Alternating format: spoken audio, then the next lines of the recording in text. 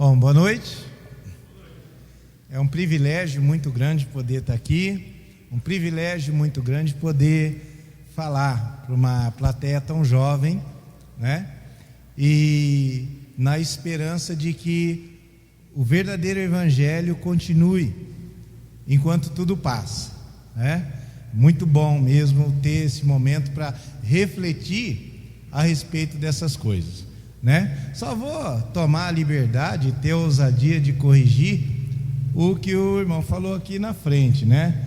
Falou: olha, esse é o livro do Mário, então tem outros livros que a gente tem que filtrar. Esse aqui não precisa filtrar? Precisa sim, viu?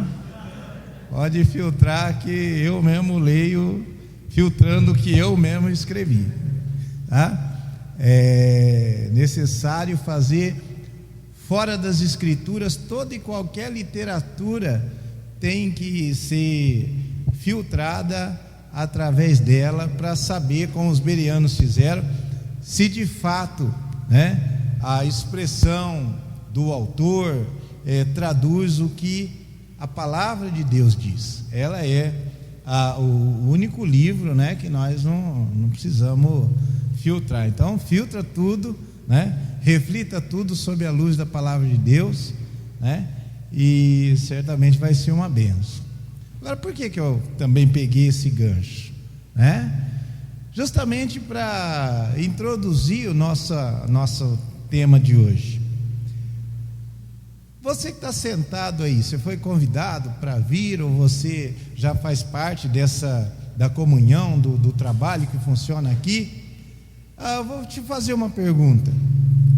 Você tem certeza de que tudo que você vai ouvir aqui, da minha boca, da boca de outros, é verdade?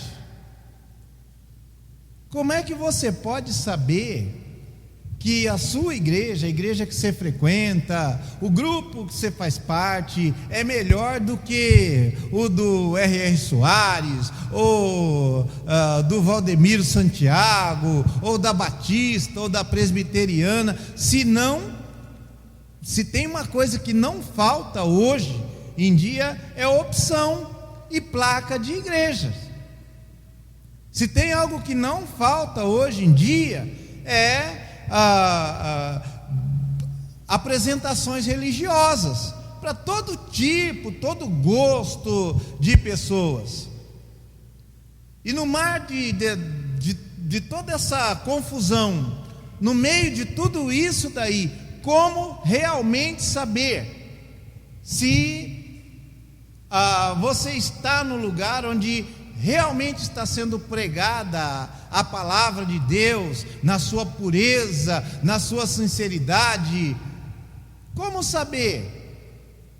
Será que nós temos condições realmente de saber, tirando a ilusão, tirando o orgulho agremiatório, né? O que quer dizer isso? Aquela coisa de torcer pelo seu time. Eu sou Corinthians, aliás, eu sou Corinthians, tá? Esperava mais empolgação aqui. Tirando isso, tá? De torcer pelo seu time, eu sou Corinthians, eu sou Flamengo, eu sou Atlético, eu sou isso ou aquilo, o que é que você tem para dizer que realmente você está no verdadeiro? Como é que você pode afirmar que a igreja que você frequenta é melhor do que a do seu vizinho, ou do que as outras que você conhece? Isso é algo sério, que nós temos que refletir de maneira séria. Afinal, existe algo que pode ser o fiel da balança? Existe algo que realmente pode dar para nós a convicção, a certeza de que estamos no verdadeiro? Existe a palavra de Deus. A Bíblia Sagrada, ela é a expressão de tudo aquilo que Deus é, e de tudo aquilo e de toda a proposta que Ele tem para nós.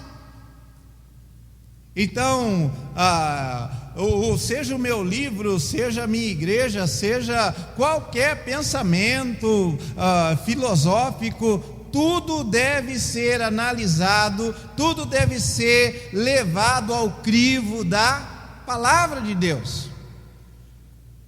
No Salmo 119, versículo 105, nós temos ali a expressão do salmista que diz: lâmpada para os meus pés é a tua palavra, e luz para os meus caminhos. Quando eu conheço as Escrituras, quando eu conheço a palavra de Deus, eu sei onde eu estou pisando, e eu piso com segurança e com firmeza. Quando eu conheço a palavra de Deus, eu sei para onde eu estou indo,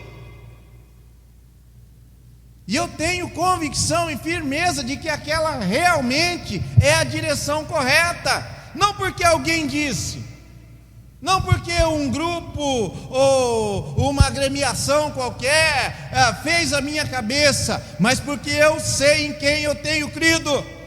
E estou bem certo de que Ele é poderoso para guardar o meu depósito até o grande dia. Esse tipo de fé, esse tipo de convicção, eu só possuo quando eu possuo um conhecimento profundo, sistemático da palavra de Deus. É por isso que nunca foi tão importante estudar, mergulhar e estudar a palavra de Deus. É por isso que historicamente nunca foi tão importante homens e mulheres, jovens, que possam dizer com a mesma convicção do apóstolo Paulo: eu sei em quem eu tenho crido, sem o orgulho de dizer nós vamos para o céu, vocês vão para o inferno, simplesmente porque nós nos achamos melhores do que vocês.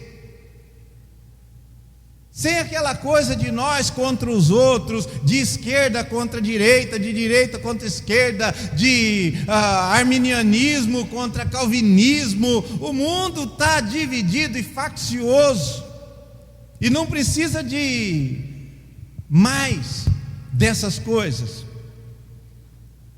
mas uma convicção real, uma convicção poderosa, de jovens, de homens e mulheres que saibam quem são e o que estão fazendo e para quem estão fazendo dentro do reino de Deus, dentro dos propósitos eternos de Deus, para a honra e glória do seu nome. É por isso que é tão importante, tão necessário refletirmos a respeito das características do verdadeiro evangelho. Esse livro é o acúmulo, né? A junção de vários estudos que foram dados justamente nessa direção. Refletir a respeito, nesse mar de confusão e de propostas que nós temos, refletir a respeito daquilo que é, biblicamente falando, o verdadeiro, para analisarmos as nossas vidas, para analisarmos as nossas casas de oração, para analisarmos tudo aquilo que temos vivido em nome de Deus, e saber se de fato estamos no verdadeiro, né? Vamos abrir as nossas Bíblias e ler em João, no Evangelho de João,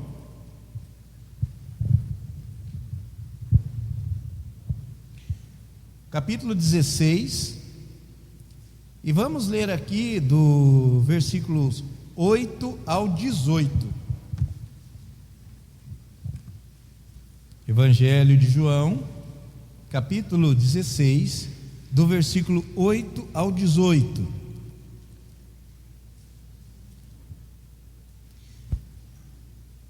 Diz aqui a palavra de Deus: quando ele vier, convencerá o mundo do pecado, da justiça e do juízo.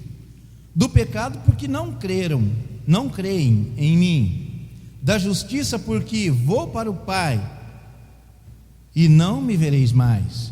Do juízo, porque o príncipe deste mundo já está julgado. tenho ainda muito que vos dizer, mas vós não podeis suportar agora. Quando vier, porém, o Espírito da verdade, ele vos guiará a toda verdade, porque não falará de si mesmo, mas dirá tudo o que tiver ouvido, e vos anunciará as coisas que hão de vir.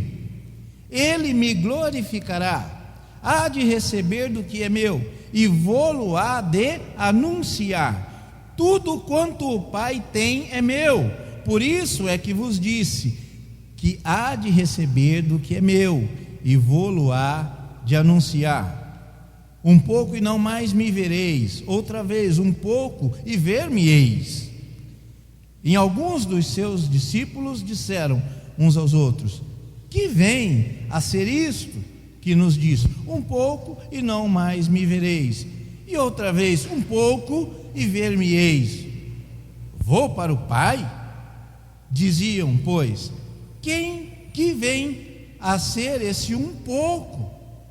Não compreendemos o que quer dizer. Percebendo Jesus que desejavam interrogá-lo, perguntou-lhes: indagais entre vós a respeito disso que vos disse? Um pouco e não me vereis, e outra vez um pouco e ver-me-eis? Só até aqui. Nesse contexto, o Senhor Jesus está tentando preparar os discípulos para tudo o que iria acontecer, os eventos que ainda iriam acontecer, né? Na caminhada que tinha com eles. Estava anunciando aqui que ele haveria de morrer e depois ressuscitar, e depois passar um tempo com eles, e depois subir aos céus, e depois voltar, retornar, para levá-los, para que estivessem para sempre com eles. Daí esse um pouco vocês me veem, outro não, e depois mais um pouco vê de novo, e depois não vê de novo, e aí vocês me veem. Está tudo resumido nisso, tá? Mas o nosso foco nessa tarde, nosso foco durante essa primeira reunião, será pensar a respeito da primeira característica do verdadeiro evangelho. O verdadeiro evangelho denuncia o pecado. Eu louvo a Deus porque esse trecho não começa dizendo: se ele vier, convencerá o mundo do pecado. Mas vocês percebem aqui, quando ele vier. Isso é um fato, isso é uma certeza, uma convicção que deve firmar os nossos corações em todos os momentos dessa vida. E quando ele vier, ele finalmente convencerá o mundo do pecado. Porque se há algo que o evangelho faz com toda a convicção e clareza, é convencer o mundo de pecado. Não é fácil, não é difícil, aliás, é muito difícil convencer alguém de que ele está errado, de que ele está indo e levando a sua vida na direção errada. É uma das coisas mais difíceis de se fazer. Você luta até o final para manter a sua posição. Você tece todos os argumentos possíveis para mostrar que pode haver uma outra explicação além do fato de que você está errado na sua maneira de pensar, errado na sua maneira de agir, errado em toda a sua concepção de vida, do que ela seja, do que a vida representa. Errado. E pasmem, isso é algo tão difícil de se fazer, que boa parte, até mesmo da cristandade, já desistiu de tentar fazer isso. E eu diria que isso é humanamente impossível. Mas o Espírito Santo de Deus pode convencer do pecado, da justiça e do juízo. A palavra de Deus pode nos convencer do pecado, da justiça e do juízo. E nesse livro nós abordamos da seguinte maneira: o pecado é apresentado por Deus na sua universalidade. Ele é algo universal. Paulo fala enfaticamente que todos pecaram e destituídos estão da glória de Deus. A Bíblia, quando fala a respeito do homem, do ser humano, ela diz: não há um justo, não há um sequer, não há quem busque a Deus, não há quem entenda. Todos a uma se extraviaram, se tornaram inúteis. Eu penso que pecador é o traficante que vende droga para criancinhas. Eu penso que pecador é o pai de família que gasta o dinheiro em pinga e não alimenta os seus filhos. Eu penso que o pecador é aquele que mata, que rouba, que faz coisas. Eu não. E esse é o meu grande problema. Quando eu penso no pecado, eu penso no pecado do outro. E mesmo quando eu falo todos pecaram, lá no fundo, bem no fundo do meu coração, eu digo: menos eu. Todos pecaram. Olha como é fácil para mim. Eu olho para vocês, eu estou aqui separadão, no púlpito, sou o pregador, eu sou o espiritualzão. Eu olho para vocês e eu falo: vocês são tudo pecador. É esse o todos pecaram que eu concebo.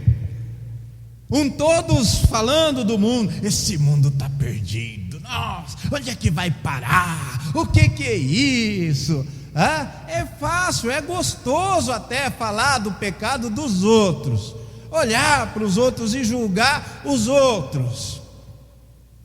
Mas quando a Bíblia diz todos pecaram,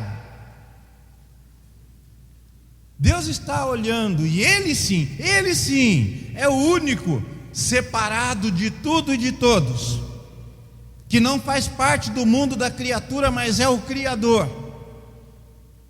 que não precisa de ar para respirar, nem de luz para enxergar, que não está confinado a um planeta para poder subsistir. Ele sim, de fora, olha, julga, analisa e diz: todos pecaram e destituídos estão, afastados estão da glória de Deus.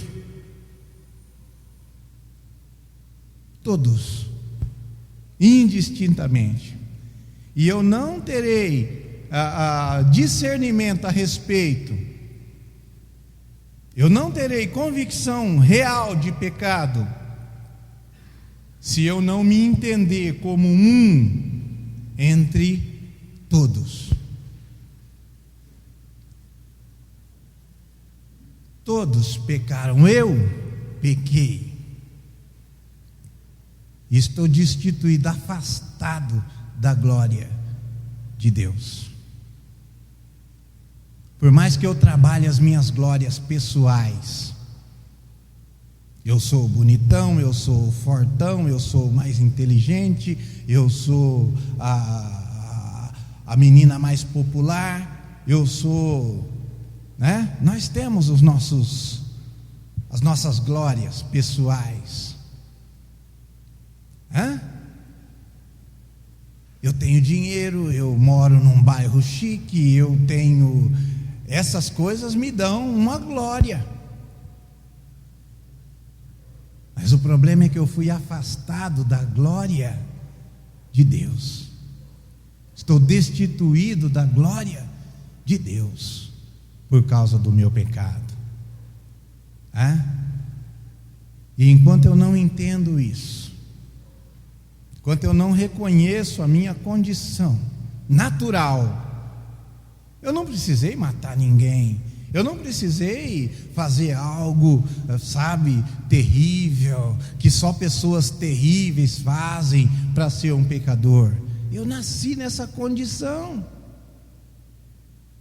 Uma vez que todos pecaram, quando a Bíblia diz isso, ela está dizendo que a partir do momento em que Adão escolheu viver separado de Deus, dirigido pelo seu próprio coração, tomando decisões aleatórias à vontade do Criador, eu nasci imergido nessas mesmas condições, e estou como todos os meus pares estão, irremediavelmente perdido e sem Deus no mundo.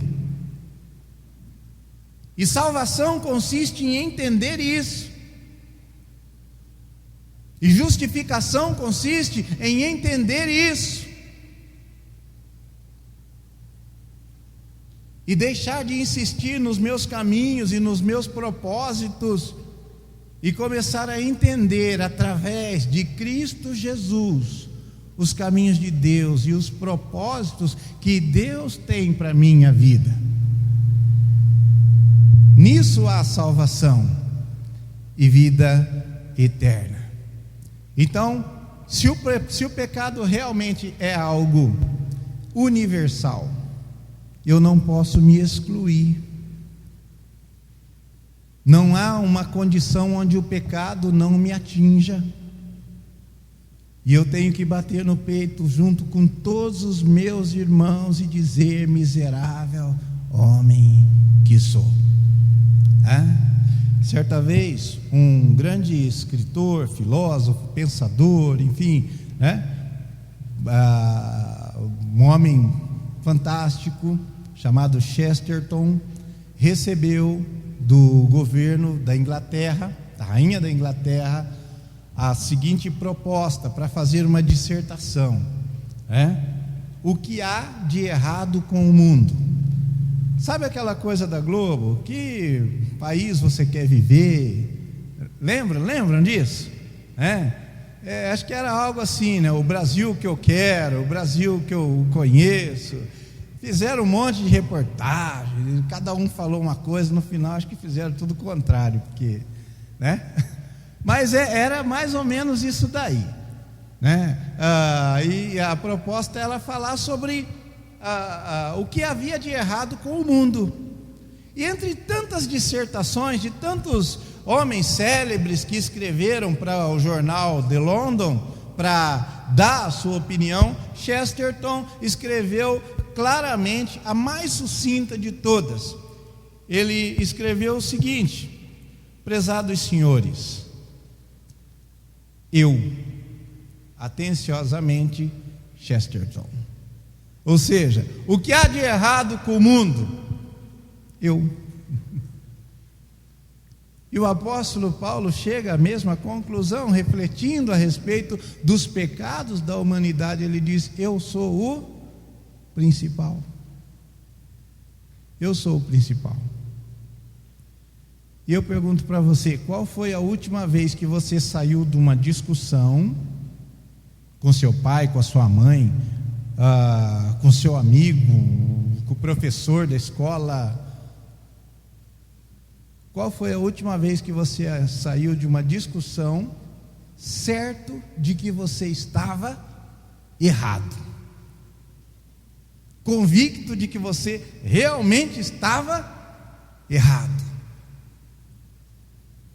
Você se lembra disso? Qual foi a última vez? Isso não acontece com frequência. Normalmente nós terminamos a discussão olhando para o outro e falando: coitado, isso aí não sabe de nada, isso aí. Se o pecado é algo universal, ele tem que ser algo pessoal. Eu tenho que entender que o problema não é o outro. Você não briga com seu irmão porque ele te atormenta. Você não discute com a sua mãe porque ela não te entende. O seu problema não é que a sociedade não consegue captar os seus sentimentos. O grande problema é você. Há algo seriamente errado com você. E a Bíblia chama isso de pecado. Pecado traz a morte, separação eterna de Deus. Porque se é fato que o pecado é algo universal, também é fato que o pecado é algo grave. A Bíblia fala sobre a universalidade do pecado, mas também sobre a gravidade do pecado. Sabe como nós pensamos em pecado? Pecado, eu sou pecador, mas quem não é? Eu peco, você peca, todo mundo peca. Então, gente, se todo mundo peca, sabe aquela coisa de pegar sua prova na mesa da professora e sair olhando? Quem nunca, né? O que você tirou? O que você tirou? Deixa eu ver sua nota. Cadê sua nota? Por que você faz isso? Porque você quer saber se só você que se lascou. Não é verdade? Existe um certo consolo quando todo mundo está enrolado, quando todo mundo está ferrado. Você fala, ainda bem que não sou só eu. E se não sou só eu, é sinal que ninguém entendeu. Se ninguém entendeu, a culpa é do professor, ele é um incompetente. Não tem nada a ver com aquelas horas que eu gastei nas redes sociais, vendo TikTok e essas coisas, ao invés de estudar. Não tem nada a ver. É o professor, achei a culpa, tá vendo aí? Todo mundo, tirou nota vermelha, todo mundo. Há um certo consolo nisso. E na maioria das vezes nós tratamos com o pecado justamente assim, sabe? É uma travessura. Quem nunca fez uma travessura?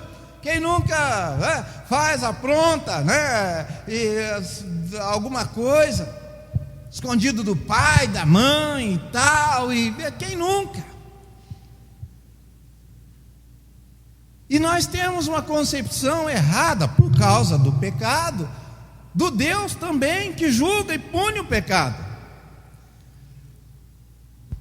Nós olhamos e pensamos que Deus é um velhinho de barba branca que está lá nos céus e vê a gente aqui no nosso pecado, e Ele olha e fala lá assim, esses meninos não tem jeito aí, ó. E ela estava, não, eu falei, o que eu vou fazer com esses meninos?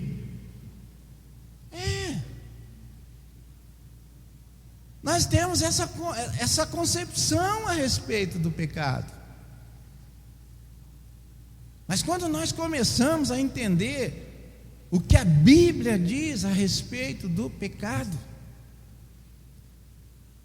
nós trememos. Porque o pecado é pior, infinitamente pior do que nós podemos pensar. O pecado é pior do que você imagina, muito pior.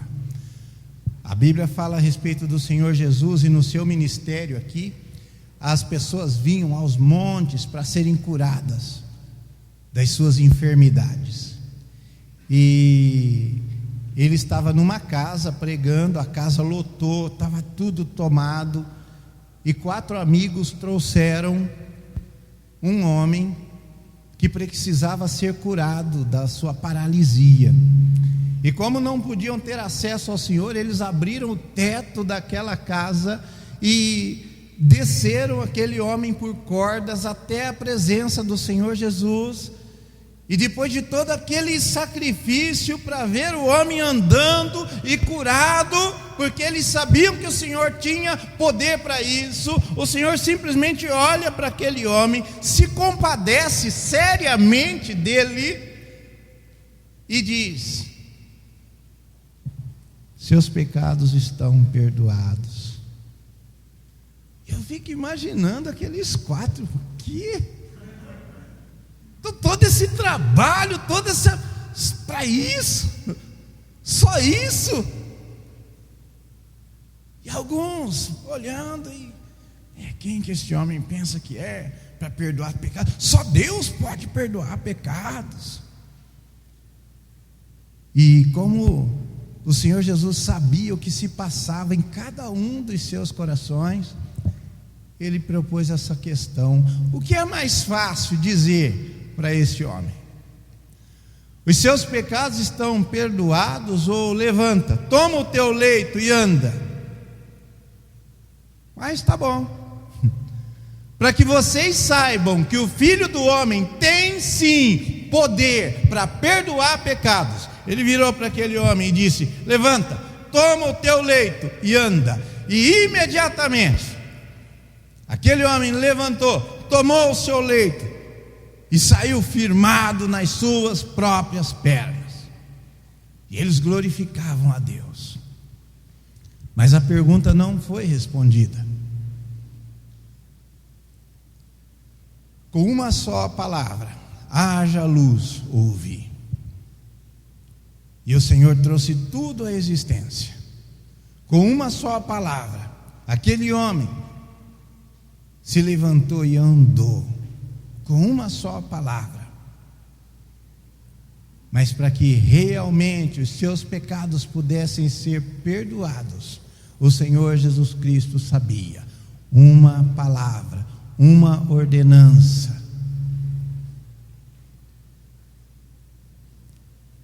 não era o suficiente.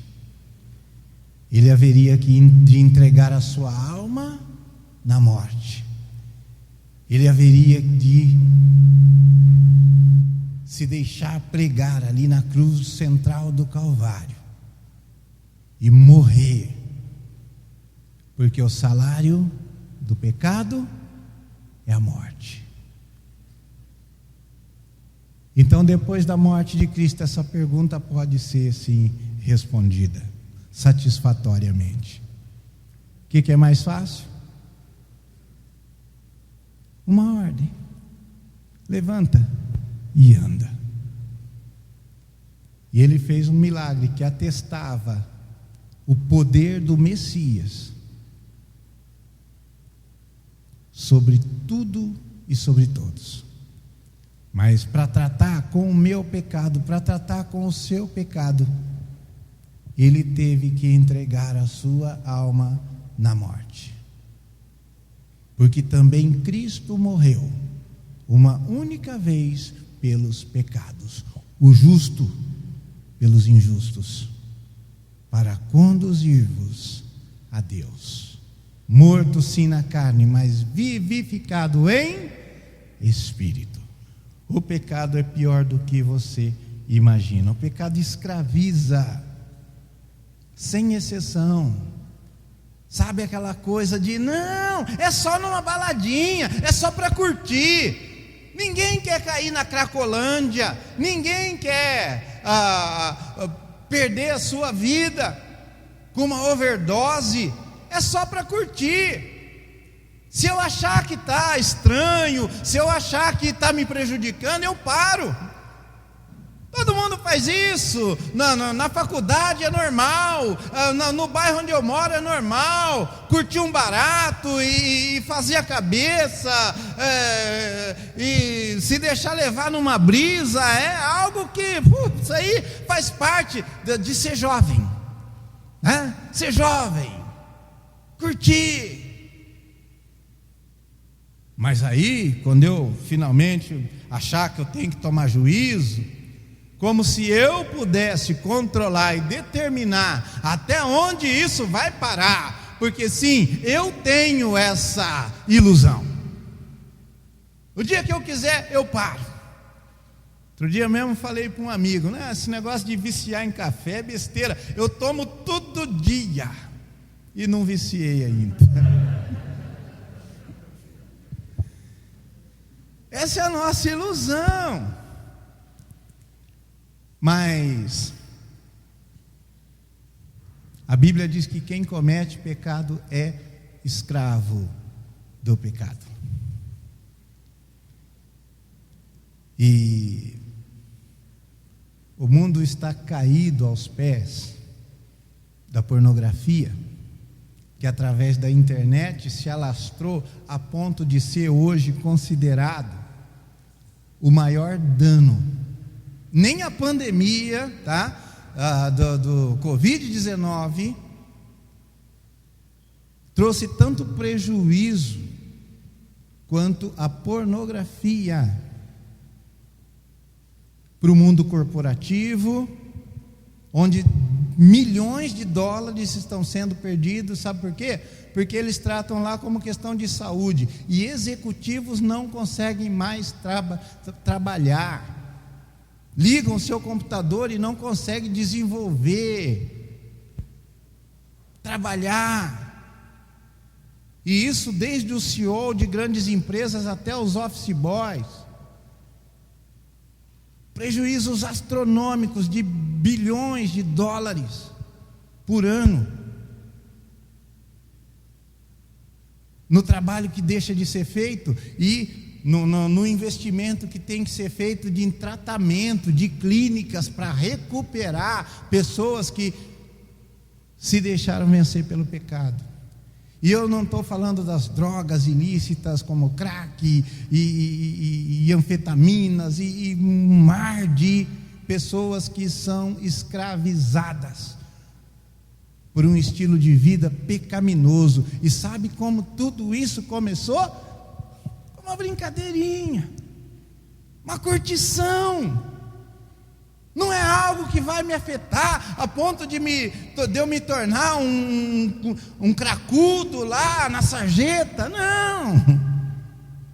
Eu sou jovem, eu tenho a vida inteira pela frente, eu tenho que experimentar coisas novas. E desde a moça que resolveu ceder aos anseios do seu namorado, escondido dos seus pais, e engravidou na adolescência e prejudicou todo o seu projeto de vida, até rapazes que pagam pensão para moças que eles desejam nunca mais ver na vida, e o que ganham já é pouco para eles, e a perspectiva de ter uma família já se tornou mais complicada ainda, porque já estão com a sua renda comprometida, com famílias que não são as suas. Enfim, essa é a nossa sociedade, escravizada pelo pecado, pagando as consequências de viver longe de Deus.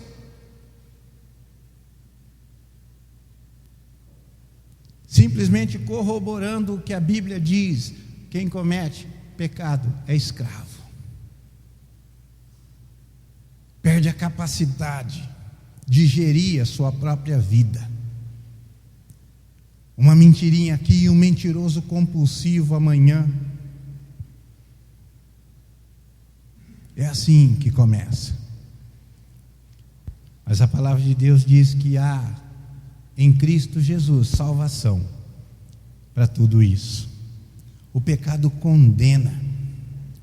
Estão tirando o inferno, a morte, o sangue.